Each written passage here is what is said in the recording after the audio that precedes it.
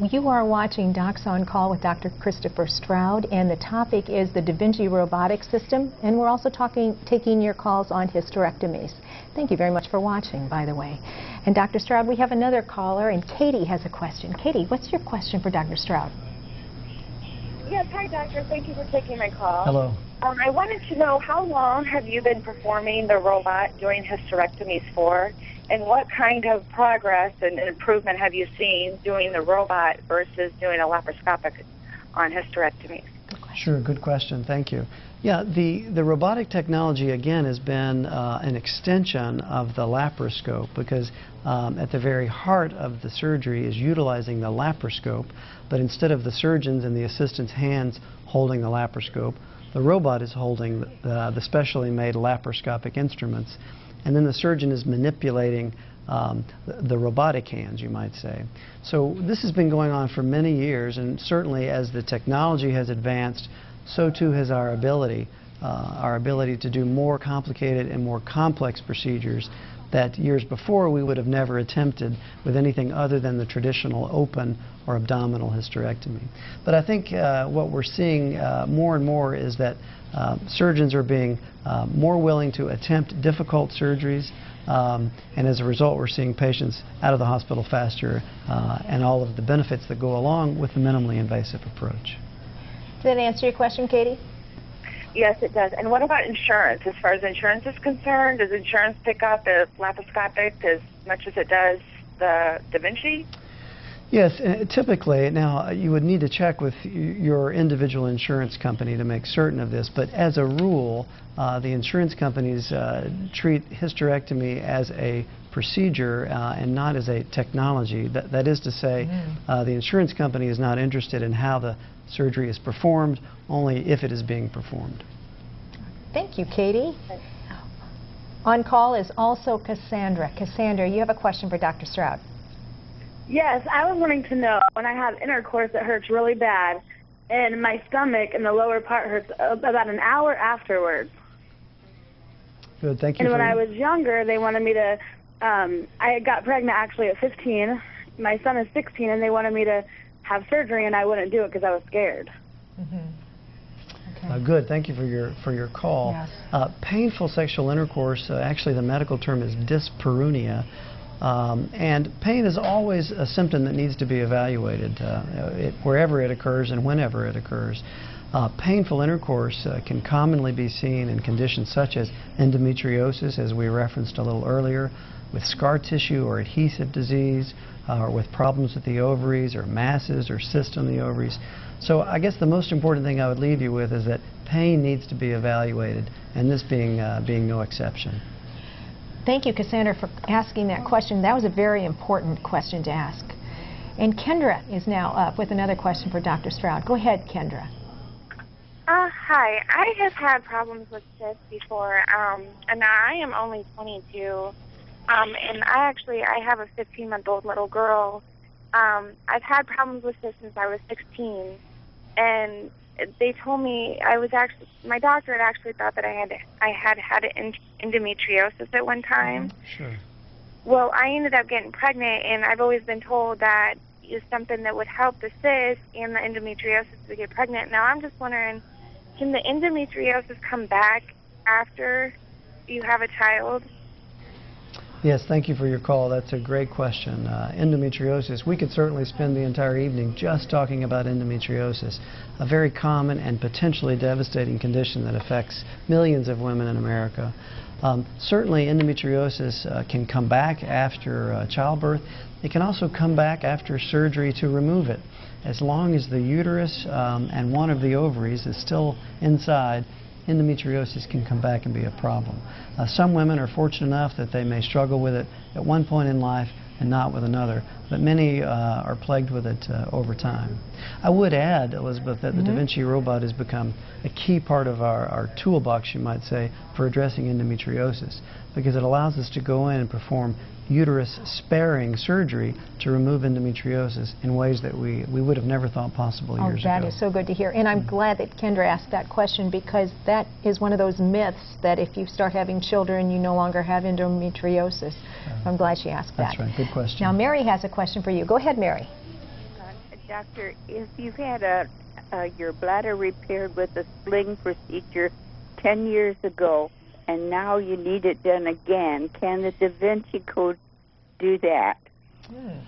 Great question. The question was, if you've had a bladder procedure known as a sling to treat urinary incontinence and it has failed 10 years later, is there a role for the Da Vinci robot in that surgery?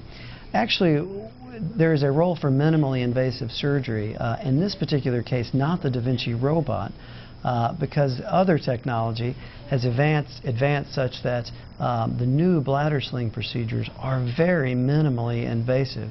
In fact, some of them are even performed in an office setting. So in answer to your question, yes, it can be and should be presumably repeated. And hopefully this time, compared to 10 years ago, it will not only be more successful, but less invasive. And she can certainly compare the results, can't she? Yes, that's we right. have been having some wonderful questions. I'm very impressed. Yes, we have. Nancy, you have a question for Dr. Stroud. Go ahead. Well, my question is basically the same that he just answered, okay, because I did have the sling put in probably 5 years ago when I had my hysterectomy, but it has failed already, you know, and and I'm 74 years old. Do I do it again?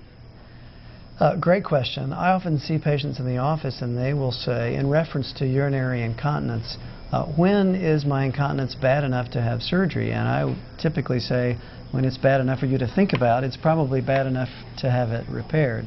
The data that we have on the sling procedure for treating urinary incontinence really doesn't go beyond the 10-year point.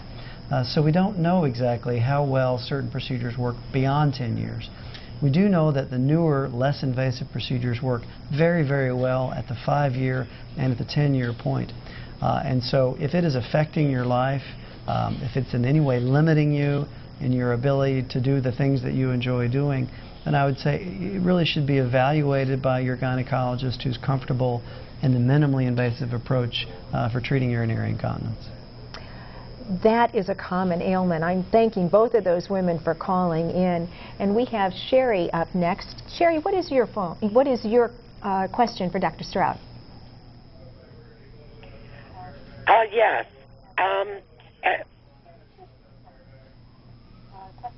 Go ahead. Oh, Sherry, do you have your television on? Might want to turn it down, please. Okay, and then just ask the question. As an older woman, I had had a hysterectomy and was going along with the incontinence thing. After you have a hysterectomy, is it normal that your bladder does fall?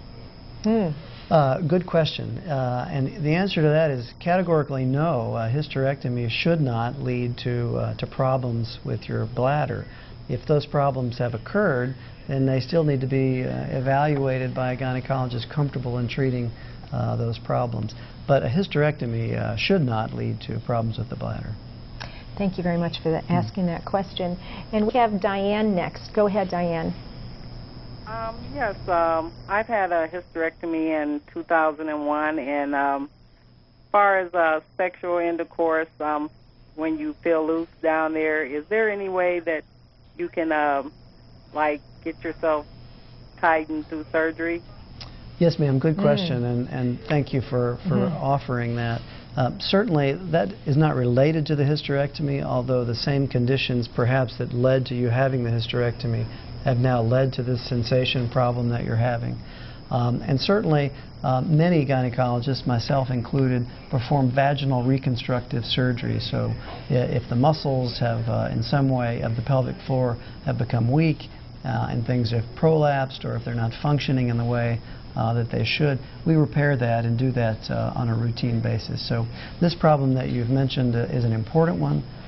It's not uncommon at all, and it's something that you really should talk to your gynecologist about. We're seeing a lot of complications after hysterectomy, according to the phone calls. I have one more caller. Aaron, would you like to go ahead and talk to Dr. Stroud? Yes, thank you. Hi, again, I'm Aaron.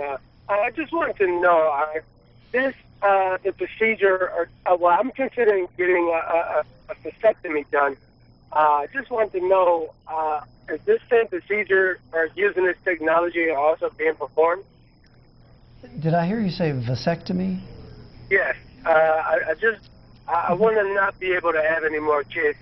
I'm 45 years old, and I want to know if this technology is being used to, perform to do the same, as I was watching your program. Mm-hmm. Sure, good question. Much like the previous caller who mentioned, is the Da Vinci robotic technology available for the sling procedure? The same answer would really hold true for the vasectomy procedure. In and of itself, it has become very minimally invasive through several surgical advances over the past several years. The Da Vinci doesn't play a role in that type of surgery, but again, it is very minimally invasive now, and when talking with a urologist or another surgeon about performing your vasectomy, you'd want to talk to them about, is this the least invasive way possible? Thank you, Aaron. I hope that answered your phone call. We have about a half a minute left. What do you want people to take away with? We've talked about the Da Vinci robotics, and we've talked a lot about hysterectomy and vasectomy at the end. What would you like? Well, I think probably the takeaway message for our viewers is, if you find yourself in a position where you believe you may need some form of gynecologic surgery, you want to ask for the most minimally invasive approach possible.